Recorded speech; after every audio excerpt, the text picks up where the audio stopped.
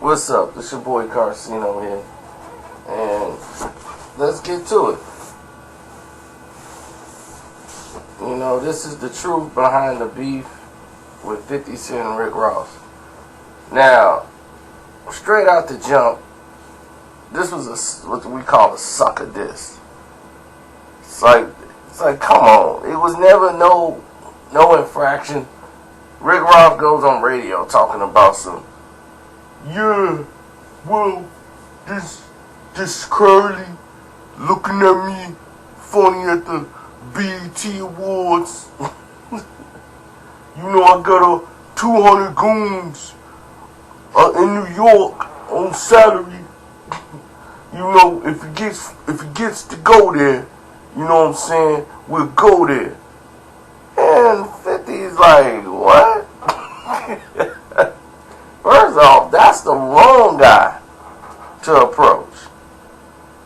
Secondly, you under new management, which got you linked with DJ Khaled from the Rolling with the Terror Squad, Fat Joe and all of them, and they want to try to use 50 Cent beef to try to get some publicity.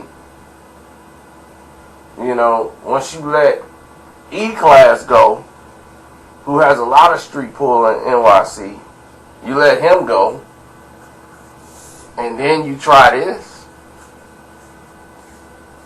and Jay-Z is being affiliated. Because at this time, it's like, you authorizing this. So everybody was going to become a target with dealing with this. So at this point, he was making it a DJ Khaled, Rick Ross situation.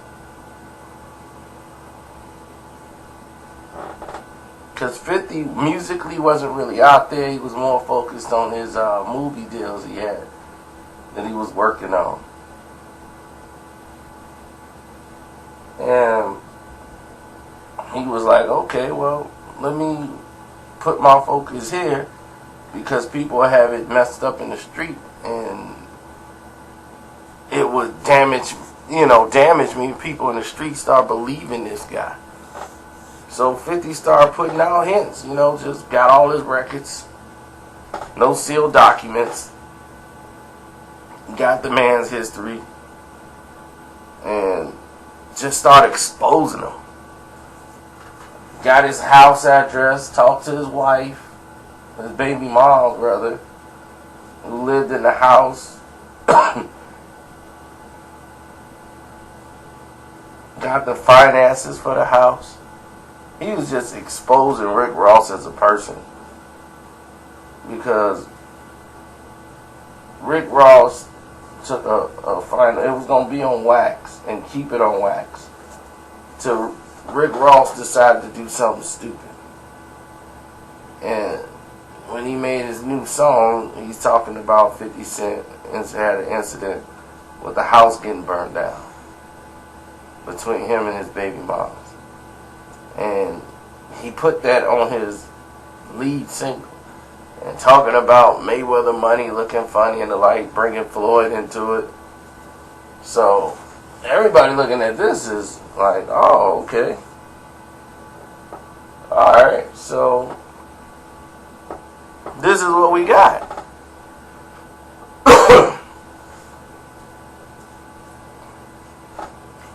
He wants to get real. So 50 just started really digging into it and said, you know what? Album coming out, Deeper Than Rap. So what 50 did was take Deeper Than Rap, make it a title to a book.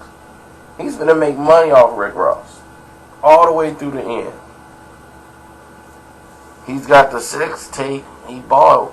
Well, I don't know if he bought it, but I know he downloaded it from it was on the website. Matter of fact, they're fighting over court net now over who released the tape. But it was released on Rick Ross' website first, is what 50's saying. But the world really didn't see it till thisis50.com, Graham. Then 50 does a photo shoot of Rick Ross's baby mom. And 50's in there holding the camera. And this is the second baby mom, who actually is a call girl. And 50 found that information out. So, you're not hard to find anything out on. So, his career was spiraling at that point. The triple OGs and whatever, they spent money on the video dissing Floyd Mayweather, who don't even rap. Just to try to get themselves some buzz. So you can tell this just a ridiculous gimmick. But Floyd gonna take it serious. So Floyd's down there with the real Rick Ross. You know, and he's like, hey, you know, I'm the real Rick Ross. And putting him on blast. I mean, this is a silly, silly beef. It was going back. This is, no songs was going back and forth. 50 made the song and that was it, and then the rest of it was, you won't believe what Tia told me, and this whole thing was really weak, because you got a guy, Rick Ross, who has no real beef. I wish I could tell you there was more, but it really was nothing. They put 50 Cent's son, picture of his son on a gorilla, a baby gorilla, and was like, look at your son. So when they did that, he had, what's the name, French Montana, go down to where Rick Ross's mom lived, because he knew where Rick Ross, not Rick Ross, but DJ Khaled's mom, where she worked. She worked in a little mall. Like, it's a 24-hour, center over there. And she was asleep at her job, and he recorded her sleep at her job. And that was his mom.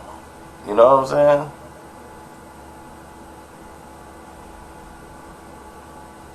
saying? And 50 Cent put that out, and he said he would take the video down.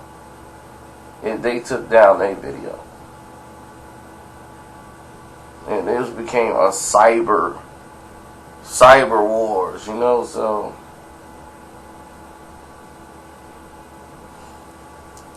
I just think this was such a garbage beef, because Rick Ross, to me, is proven to the world, look, I'm not who I say I am. All this stuff about bricks, and it's ridiculous. But people just like, we don't care, the beat go hard. And still rock to his music. But at this point, people will start, yeah, man, I don't know about Rick, man. I think he a cop now.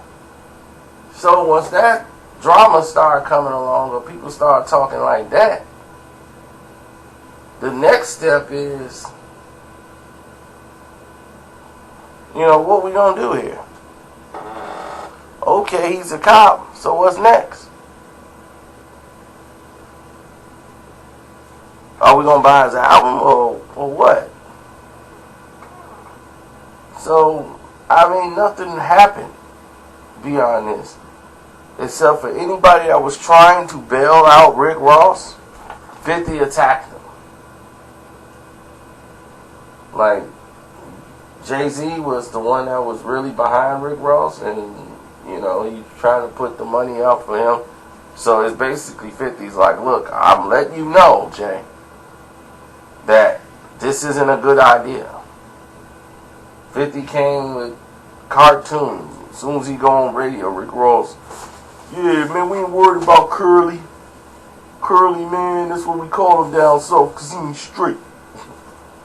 As soon as he started saying that tough talk, that's when 50 put out Pimpin' Curly, which was a funny series. I loved every Pimpin' Curly they came out with. 50 was going to make money off this guy all the way to the end. And then 50 was working on his album, was going to use it as the motivation to come out with his record, Before I Self-Destruct, which is his last record within Interscope. And if it gets screwed up this time, oh, he's out. So it was a lot of other stuff he had to work with, but he called Jay. They had a concert at the same time. They were able to have a talk for the first time. And 50 was like, is it on? Let me know. Because 50 was getting in position. He could get Benny Siegel. He had everything in position he needed to go at Jay. So if Jay was going to start a beef, this wouldn't have been smart for Jay. Not now. Not at that point. And Jay backed down because he knew that, nah, I don't even need to touch him light. Because 50 ain't going to quit. See, that's what people don't really know. 50 ain't going to stop. 50 will keep going. And then Lil Wayne started doing songs with Terror Squad and Fat Joe. And that's why he kept coming back tapping Fat Joe. Because Joe was involved in it. But on the rap tip, Joe done fell off. But here come Lil Wayne, them bailing him out to sell it. We taking over. So 50 had to attack that whole little group.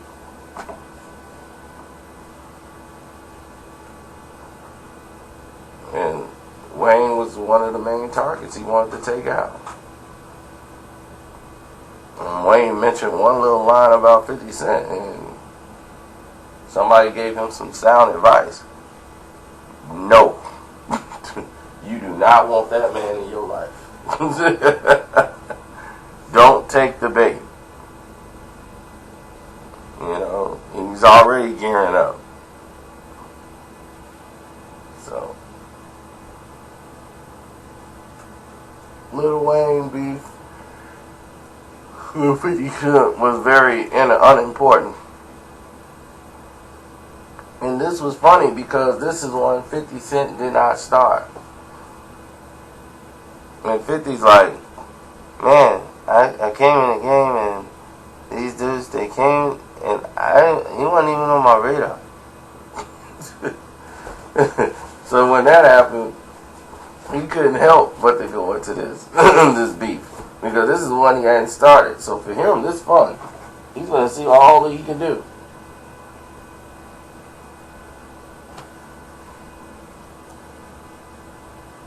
And what did he do? Have Rick Ross damn near bankrupt. Jay-Z wasn't doing nothing else with him. The project was just dead and stale. And they was like, man, we can't be putting no more money into Rick Ross, man. They got other lawsuits coming from the real Rick Ross. They getting sued. They got to pay for the court cases over the name. Then Teflon Don comes and sue them. This project is dead in the water. He's drowning. 50 Cent is killing him. Now, nobody really care about him no more. It's all about Wayne. Now, here comes the bigger problem. What we gonna do with Rick Ross? Just let him sit on the shelf? Throw his stuff out there with limited promotion? A surprise person came and bailed him out, stuck his hand in the mud, and pulled him out. To come in as buy some of the publishing and the percentages of Rick Ross, and told Jay, I'm gonna help you out here. I could work with him. He'll be like my next Biggie. I could work with this, and pulled Rick Ross out of the mud.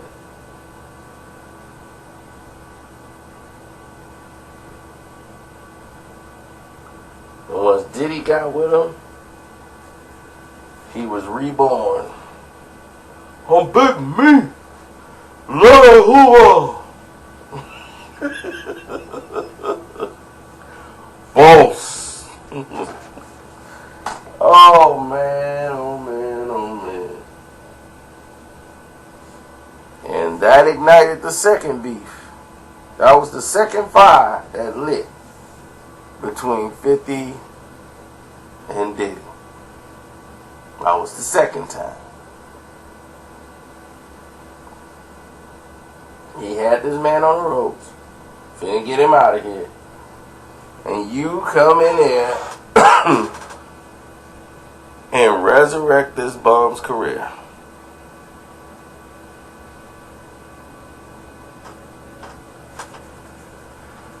And now, Rick Ross is like, I won. I beat 50 in the beef. So 50's like, okay, I gotta let this go for now. But I'm gonna get back to it. Which he will. He's never gonna let this go until Rick Ross is gone. That's just 50.